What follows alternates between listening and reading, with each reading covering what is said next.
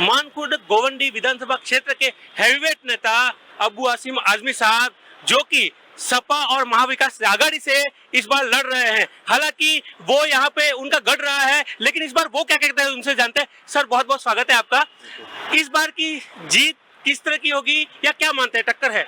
नहीं, देखिए ऐसा है कि जरूर लोग लड़ने आए हैं, लेकिन जीत समाजवादी पार्टी की होगी। 3 बार जीत चुका हूँ। जब इलेक्शन लड़ता हूँ हर बार 5-10 हज़ार वोट ज़्यादा ही मिलता है मुझे, तो कोई मुकाबला नहीं है। जो लोग बीजेपी का मुखौटा पकड़ के आए हैं उनको कोई सेक्युलर लोग वोट देने वाले नहीं है। देखिए, यहाँ हमारी लड़ाई सीधे बुलेट पार्टी से है, जो एकनाथ शिंदे साहब का उम्मीदवार है, और बीच में जबरदस्ती लोग मेरा रास्ता रोक रहे हैं। मैं पक्का मेरे वोट को काटने की कोशिश कर रहे हैं। हमारी लड़ाई डायरेक्ट जो है एकनाथ शिंदे के उम्मीदवार से, जिन्होंने बाला साहब ठाकरे की निशान छीन लिया है, तीर और धनुष, उनसे लड़ाई हमारी है और हमारी जीत इंशाल्लाह निश्चित है। हाँ, लेकिन इस बार जो नवाब मलिक है आपके सामने, अपने आपको कद्दावर नेता वो भी वहाँ पे माने जाते हैं, उन्होंने जो है वो पहले अपक्ष भरा और बाद में जो है सर वो एनसीपी अजीत पवार गुट का समर्थन मिल गया। सर, क्या बोलेंगे जो इस तरह की जो चल रही है? वहीं बीजेपी ये कह रही है कि हमारा सपोर्ट नहीं है और अजीत पवार ने उन्हें एबी फॉर्म दे दिया। सर, अब आप सोचिए कि जब एबी फॉर्म अजीत पवार साहब का है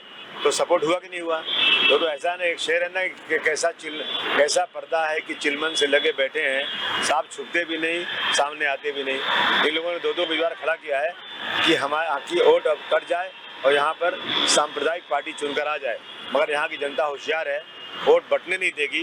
वोट बटेगा तो नुकसान होगा, इसलिए एक तरफ से सब का सब वोट जो है ना साइकिल पर पड़ेगा, मुझे पूरी उम्मीद है। सर, एक चीज पूछना चाहता हूँ कि जैसे यूपी का नारा यहाँ तक चल के आ गया है, बटेंगे तो कटेंगे।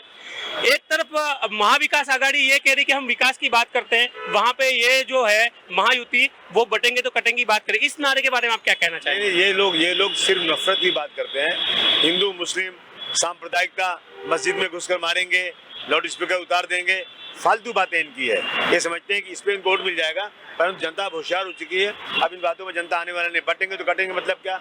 85% नॉन मुस्लिम है, 15% मुस्लिम होंगे शायद, और उसके बाद इन 15% से हिंदुओं को डरा रहे हैं। आज 2014 के पहले कोई डर नहीं था, सब आपस में मिलजुल के थे। हमारा नारा है जुड़ेंगे तो मजबूत होंगे।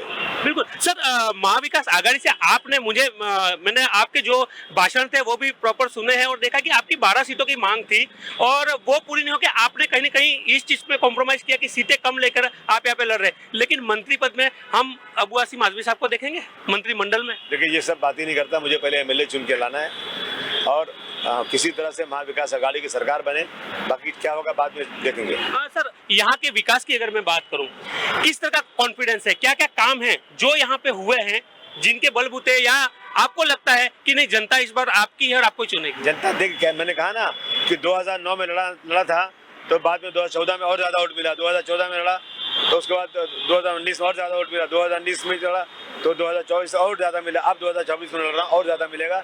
सारा विकास का काम हो गया है। सत्ता पक्ष में बैठे हुए लोग हम माइनॉरिटी के इलाके का विकास नहीं करते, लेकिन मैंने दबाव डाल के असेंबली में चिल्लाकर फंड लाकर यहाँ सब काम कर दिया, जो कुछ बाकी आगे हो जाएगा। सर, खास बात यह है कि जब महाविकास आघाड़ी की सरकार बनेगी, मुख्यमंत्री के रूप में आप जो देख सकते हैं, किसे देखना चाह रहे हैं सर, कि उद्धव जी होंगे या किसी और पार्टी के? थोड़ा सा हमें हिंट्स मिले। नहीं, मुझे लगता है उद्धव जी बनना चाहिए। उद्धव जी का जोर है, अब लोग उनको मानते हैं, उनके साथ जुल्म जाती भी हुई है, तो उद्धव जी बनना चाहिए। तो इस बार सर जो बहुमत है वो पूरा महाविकास आघाड़ी को मिल जाएगा पक्का 170-75 सीट से कम नहीं मिलेगी। खास सवाल सर, लाड़की बहन योजना कह रही है महायुति की धमाल मचा रही है, 1500 रुपए जो दिए उससे, और जो बहनों का, महिलाओं का वोट है वो उनके पास है। इस योजना के बारे में आप क्या कहना चाहेंगे? महायुति वाले इन्होंने कहा था 15-15 लाख रुपए डालेंगे, अभी 1500 रुपया दिया इतने दिनों के बाद, 15-15 लाख बात करने वाले। और अभी महाविकास आघाड़ी ने कहा है हम 3000 रुपए देंगे, और पहले कहा है इलेक्शन के टाइम नहीं है, इलेक्शन खत्म हो जाएगा 3000 मिलना शुरू हो जाएगा। जो बेरोजगार लोग हैं, कहते हैं ना कि बेकारों को काम दो या बेकारी का दाम दो, बेकारी का दाम 4000 रुपया दिया जाएगा और 25 लाख रुपए का इंश्योरेंस दिया जाएगा मेडिकल के लिए। दवाएं फ्री हो जाएंगी, औरतों को बस में फ्री टिकट है, 1 पैसा नहीं लगेगा। ये सब तो महाविकास आघाड़ी ने अनाउंस किया है। जो उनकी उनकी जो अनाउंसमेंट उससे बड़ा अनाउंसमेंट इनका है। बिल्कुल, लेकिन सर जो खटाखट वाली योजना राहुल गांधी जी ला रहे थे 8,500 देने की, कहीं ना कहीं लोगों को पहले फॉर्म भरवाए गए थे, वो नहीं हुआ, लोग भ्रमित हो जाते हैं। आप उस चीज को साफ कीजिए, क्योंकि आप विकास आघाड़ी में एक पार्ट है, तो जिस तरह से वादे हो जाते फिर निभाए नहीं जाते। आपने कर्नाटक में देखा होगा, तो इस तरह का कहीं जब सरकार दिल्ली में नहीं बनी तो कैसे खटखट आएगा? दिल्ली में सरकार बन गई होती, ये तो दो बैसाखी मिल गई इनको, एक तरफ नीतीश कुमार, एक तरफ चंद्रबाबू नायडू, ये दोनों बैसाखी गिर जाए और इंडिया अलायंस की सरकार आ जाएगी तो खटाखट शुरू हो जाएगा ना। जी बिल्कुल, लेकिन कर्नाटक के हिसाब से बात, लेकिन महाराष्ट्र की योजनाएं लागू होंगी सर, आप ध्यान रखेंगे? 100% लागू होगी। मैं ध्यान रखूंगा कि हम सब जो वादा हुआ है उसको पूरा कराएंगे।